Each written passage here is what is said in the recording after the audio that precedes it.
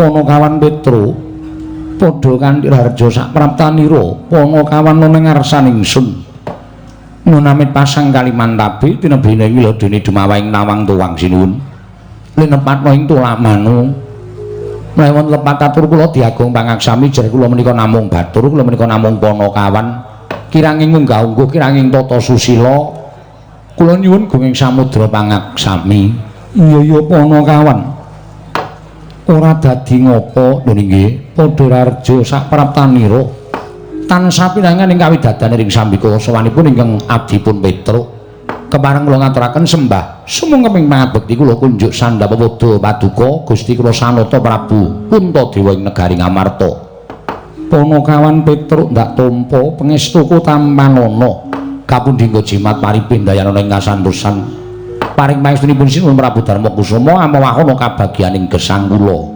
iya Petruk prayoga nunggonmu sowan mriki sampun boten kirang prayogi sinuwun Panakawan Bagong padha kanthi harja sak praptanira nunamit pasang Kalimantabe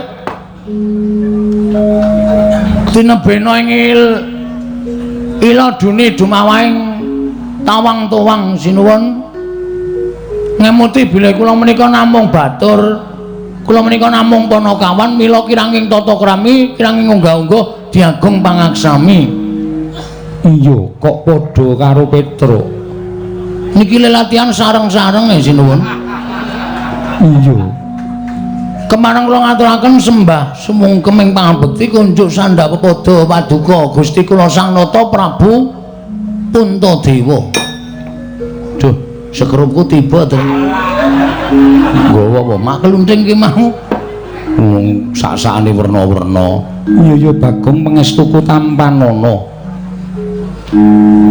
kapundhingga jimat paripe ndayanana ing kasantosan iya Bagong prayoga nunggonmu lungguh sampun boten kirang sekeca anggen kula ngabiyantara ngersanipun sinuwun Prabu Darma Kusuma iya Bagong sing tak karepke kaya ngono kuwi yen to sowan Nalendra ya kudu nganggo tata krama ora sak kepenakmu dhewe nun inggih samenika sampun radi insap sinuwun iya Bagong nun inggih mugi-mugi mboten kumat iya Bagong ora dadi ngopo Petruk kandung bola padha raja sapratamu sinuwun Mandura wilujeng bekti kula kunjuk ya pangestuku tampanana Petruk nun inggih sanget anggen kawula dadosaken jimat Panakawan Bagong padha raja sapratamu pangestunipun sinuwun Mandura wilujeng bekti kula kunjuk ya pangestuku tampanana ngono nggih apa kok cepet ya diwangsuli cepet men ketok kaya ngajeni ngono lho ngajeni nek ora cetha yo malah ora ngajeni panjenengan ngendika napa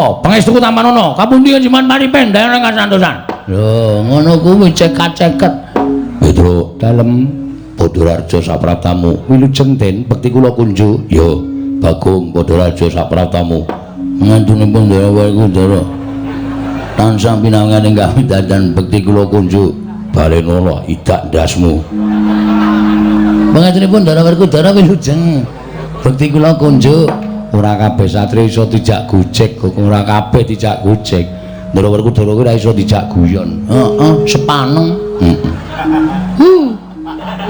kok malah ora aku ora seneng karo bendara-bendara sing sepaneng iki aku nek golek bendara iki ya sing ceria sing ngremenke sing mbungahake ha iya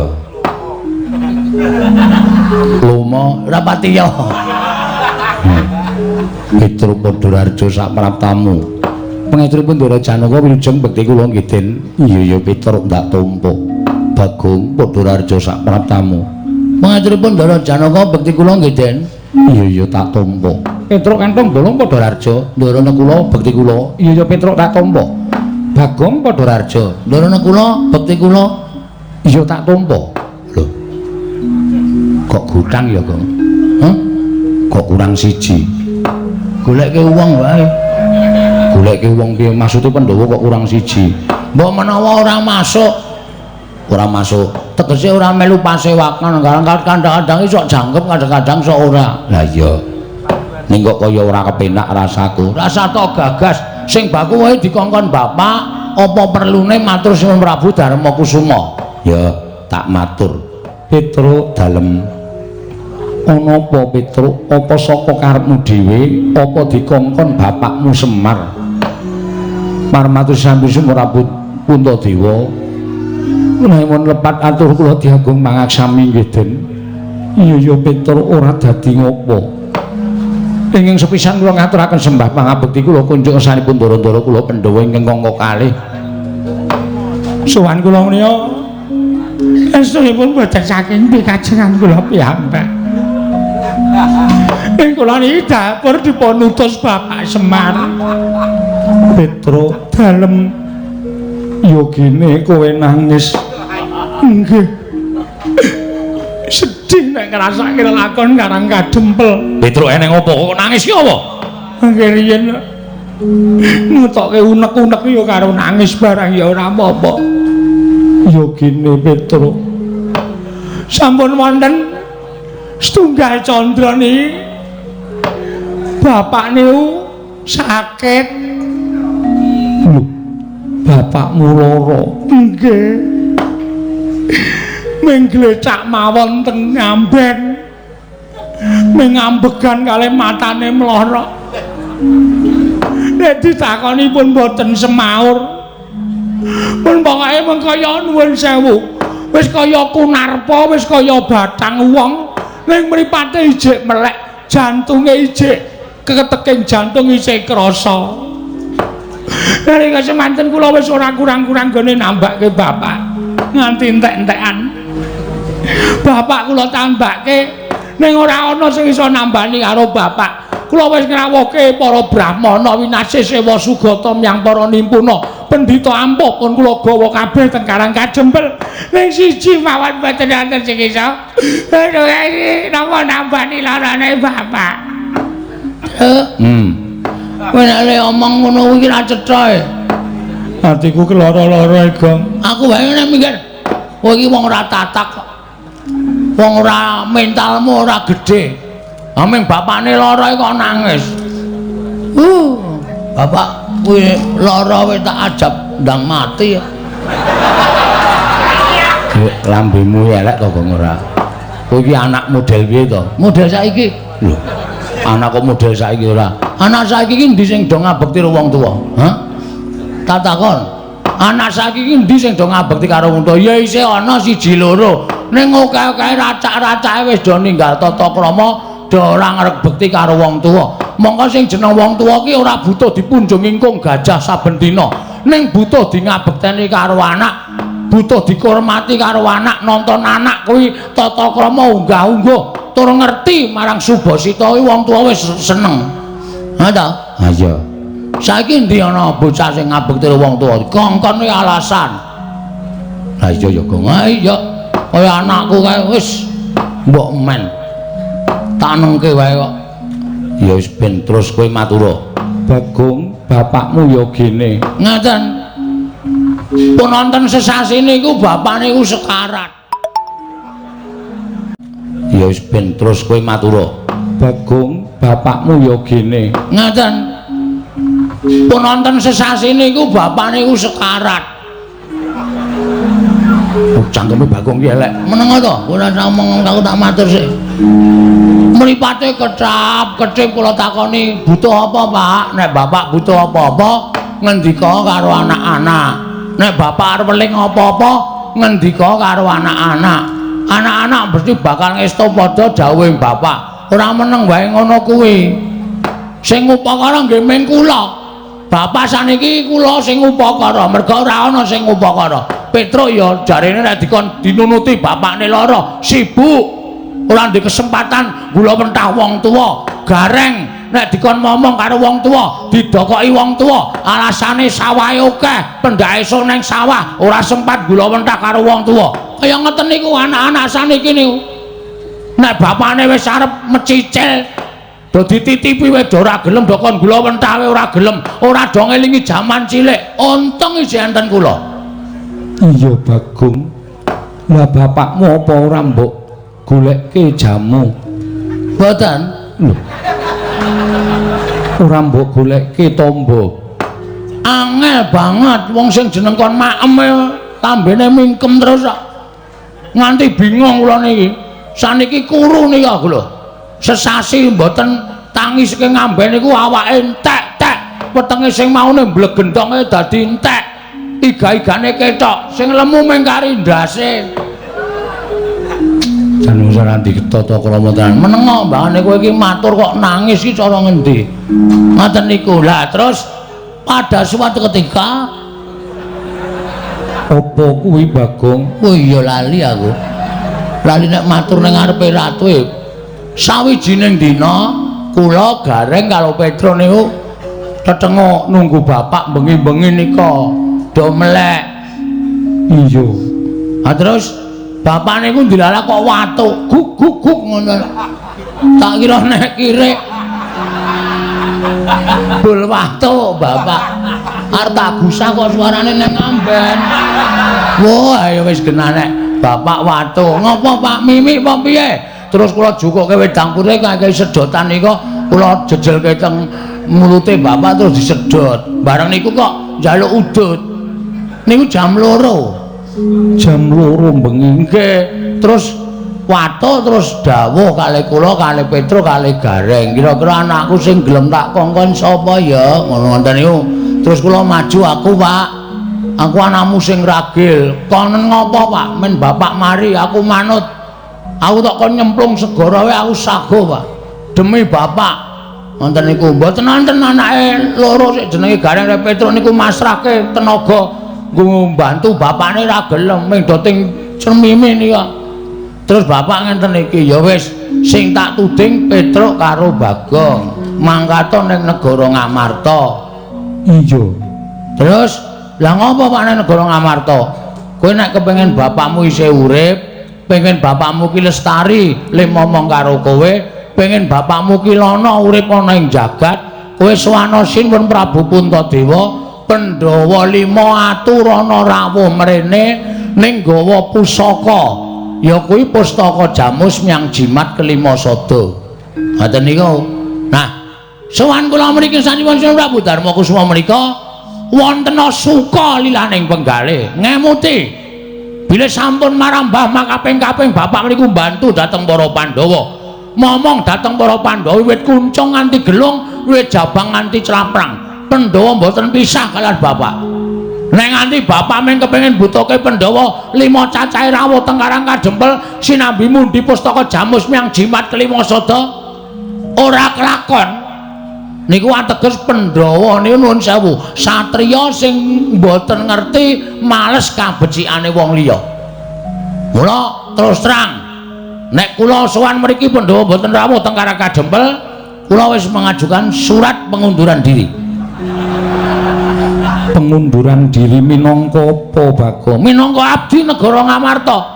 Terus apa gunane kula ket biyen nglesot teng negara Ngamarta, mung butuh Pandhawa rawuh teng Karang Kadempel dadi srana tambane bapak kok ora kelakon. Nggih to? Percuma. Hah? Percuma.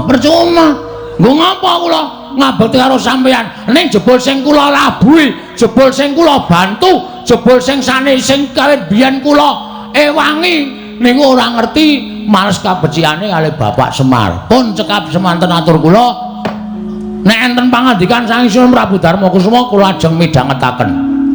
Nek pancen Sinten Prabu Darma Kusuma paring dawuh, Bagong Pandhawa ora iso teka ning Karang Kadempel. Sampeyan wis rasa nyebut kula abdi, sampeyan rasa nyebut kula Panakawan, sampeyan rasa nyebut kula menika batur sampeyan. Kula ora arep manggon sabet sapon negara Ngamarta. Titik. Stop pikir Bagong. Wis.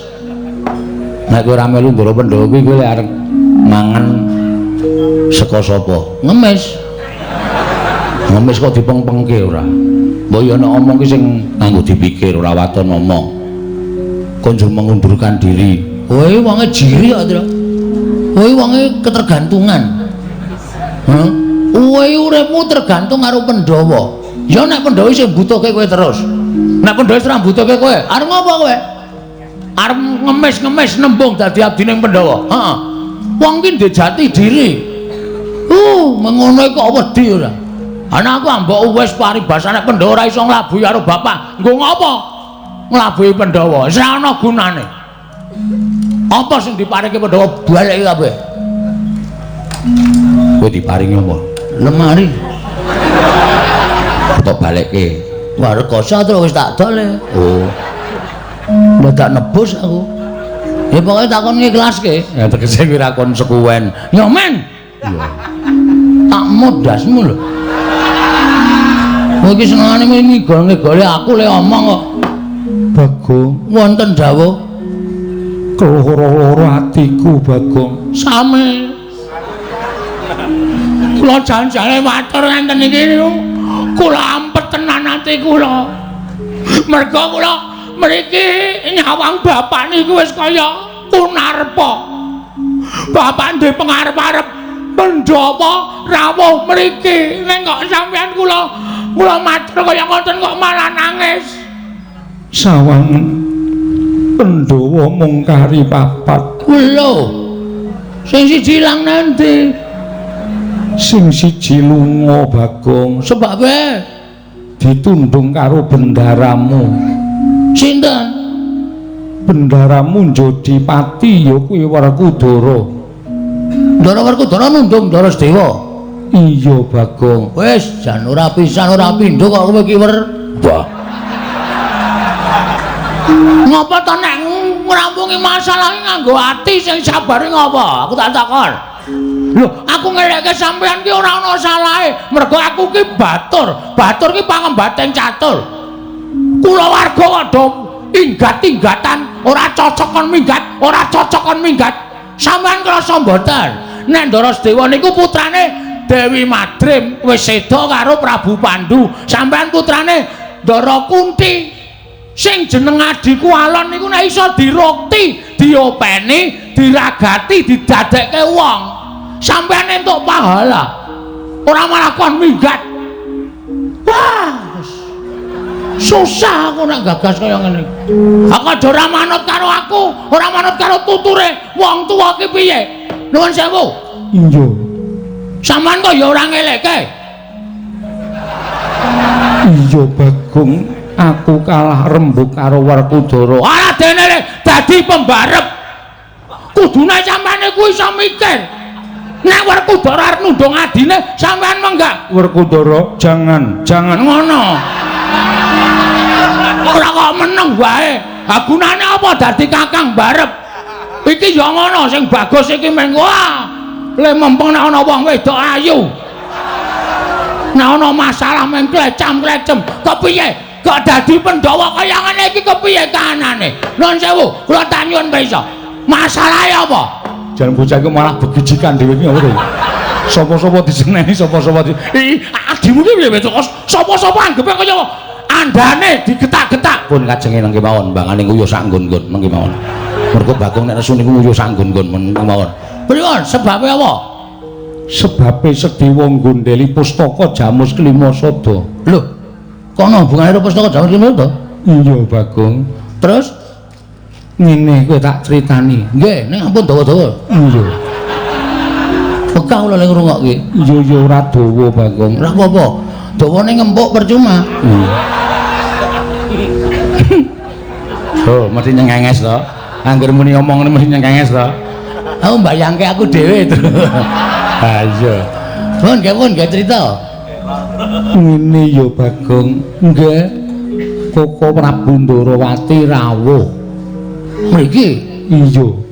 Ngandhakake yen Ndarawati kuwi ketaman pegebluk bisane waluya yen to tinumbalan pustaka Jamus Myang Jimat Klima Sada. Tumuli kabeh sarembug pustaka Jamus Klima Sada diboyong dening Koko Prabu Ndarawati ya mung Sedewa sing ora mathuk, Sedewa sing ora cocok. Tumuli Sedewa didukani dening bendaramu Jodipati nganti dedrek nggone ndukani wekasan Sedewa ditundung lunga saka negara Ngamarta. Waduh. Berarti niki pustaka Jamus Klima Sada ilang utawa dibeto Sinuwun Ndarawati. Iya Bagong, mula aku ora bisa menehi wangsulan nglawan kowe merga Pandhawane ora ganep, pusakane ilang Bagong. Wah, wis Tru. Yo, mulih karo mampir golek Bandosa. Nggo ngopo? Bapak jelas mati iki. Tambane ra ana kok arep ndi meneh parane. Ya engko gareng gek kon bedah bumi.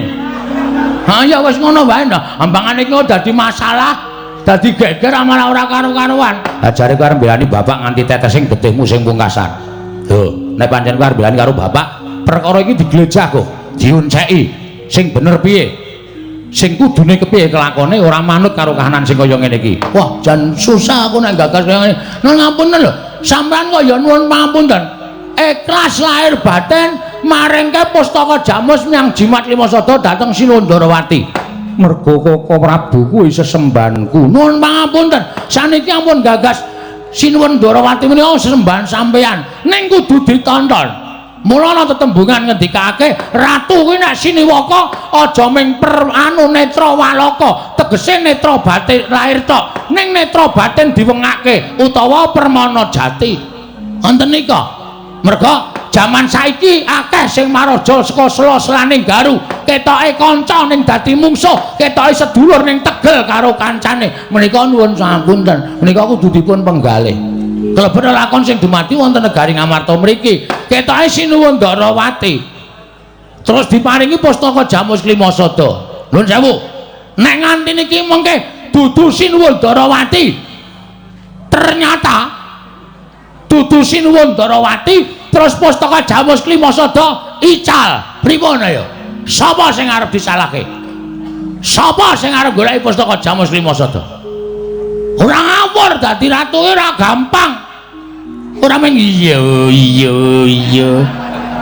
Iya gampang dapusi wong. Wah, sampeyan iku sembrono kok sinuwun. Ora wis matur bola-bali to. Pustaka Jamus Limasada menika panggesanganipun para Pandhawa. Nek Pandhawa kelangan pustaka Jamus Limasada menika ngibarate wong sing ora seneng karo para Pandhawa, ajeng gawe cintrakaning para Pandhawa, angel mijet wae ngranti, suwe banyu sinaring. Tatur walik. Kuwalik. Hah? Turta. Oh iya, Ndeng. Turta. Ning turta kok kuwalik pemikiran aja. Pustaka Jamus Limasada menika dados panggesanganipun para kawula sak negari Ngamarta. Nek nganti pusaka ilang, Ngamarta kawulane pating blengkah ora karo-karuan. Pripun nek kaya ngoten niku? Aja nyawang Ratu Ndarawati. Aja nyawang Ratu Ndarawati kadange tuwa. Para Pandhawa ning kudu diteliti, kudu ditelesih. Ngoten lho, kena dipasrahke, ning dicek dhisik. Werkudara Ndarawati tilik ana, ketaman pegeblok apa ora? Werkudarane mangkat bubut. Nek wis dibuktekke, iya mbarep pancen bener. Pusaka diparingke, urung ana bukti kok wis diparingke niku. Macem mana? Pripun nek kaya ngene iki? Wah, wis geger malah Bapak Semar ditelapke, wis megap-megap arep tekaning pati, malah pusaka mang paringke karo Prabu Kresna. Apa nek ngono? Kresna karo Semar iki bobote abot Kresna apa piye?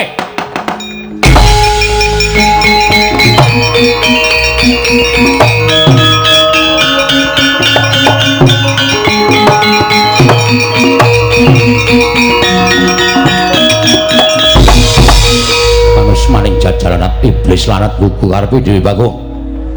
Bagong. Nah. Kowe mau muni piye? Kowe mau muni piye? Wah ya wis lali wis mau. Kowe muni ya to Yai Prabu Ndarawati ki panjalmaning mungsuh. Malah kowe ndak mo. Yen to Yai Prabu Darmakusuma kuwi keluputan gedhe mergo maringake pustaka Jamus Limasada marang Yai Prabu Ndarawati. Dasarmu apa kok tak takon? Dasar kula gampang mawon sinuwun. Mergo jaman saniki niku angel wong dipercaya. Ngoten. Kedung jero iso dijajaki ning atine menungsa sapa sing ngerti? Ho. Modal ora. Ora iso omongan kowe padake. Oh, kulino orasi demo. Padake ora. Yen ngono kowe ngarani Prabu Ndarawati kuwi panjalmaning musuh. Mboten ngarani. Mboten muni lho kula. Mboten muni nek Kresna niku mengsah, mboten. Nek kula wis muni Kresna menika mungsuh, ateges kula ngarani nek Prabu Kresna niku panjalmaning musuh. Kula mung nuwun sewu ngemutaken Dansun Prabu Darmakusuma supaya luwih teliti babagan pustaka Jamus Limasada. Merga bapak kula niku ya ajeng mati mati mergo nek ora tambani pustaka Jamus Lima Sada kula kelangan wong tuwa kula sinuwun. Perkara bapakmu mati mbok ben. Perkara bapakmu mati ya wis ben. Bapakmu ki wis tuwa. Wong tuwa ki parane arep ndi meneh? Wong tuwa ki parane wong nang ndi meneh? Wong semene akeh ki mung padha antri tekaning pati. Mung kari ngenteni pestine kodrate dhewe-dhewe. Mula perkara bapakmu lara ku janjane ora usah mbok goleki tombo. Ning wis ben entenono wayane mangsa kala tumedhae Sang Hyang Nyawa Dipati jabut karo nyawane bapakmu. Yen pancen pinesti kudu tekaning pati. Lha tos iki, Tru. Piye? Iki kok lara ning ati ya? Lara ning ati ya tandange ora. Bapak dipatek-patekke ora. Kowe iki kosong goleki tombo kok ming diunekke tekaning pati. Ayo kowe arep ngopo? Nek kowe wani ndakwa, Yai Prabu Durawati panjalmaning musuh, aku ya wani ngarani bapakmu kuwi wis lara, wis tuwa, wis arep tekaning pati, Bagong.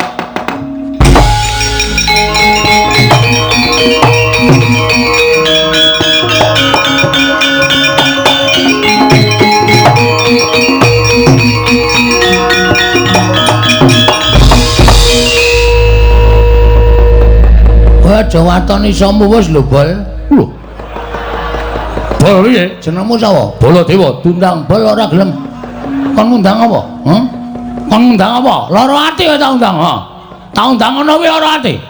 Ora usah lara atinan. Kowe nek ngrumangsani suaramu ngunekke bapakku wis wancine tekaning pati, wis wancine dadi wong tuwa, ming antri modar. Kuwi ning atiku ya lara. Hah? Nek omong nganggo aturan kowe. Ora sampenake dhewe. Lho. Kowe wani karo Baladewa. Aja kok kowe bapakmu aku ora wedi. Kowe ngerti Bagong nek nesu kok kowe. Kowe nyembranani aku kowe ngunekke bapakku arep modar. Bapakku antri tekaning pati. Anggepmu apa? Wong mati ki ora perkara tuwa. Bluluk kae tiba enom kae. Kae ya iso modar, iso tiba sik mangane kambil. Nganggo pikiran kowe. Rumangsane akeh sing wong umur 100 kliwat isih urip meger-meger. Ning ana sing wong kaya kowe dadi ratu muring-muring terus teksek modar ya ana. Wah.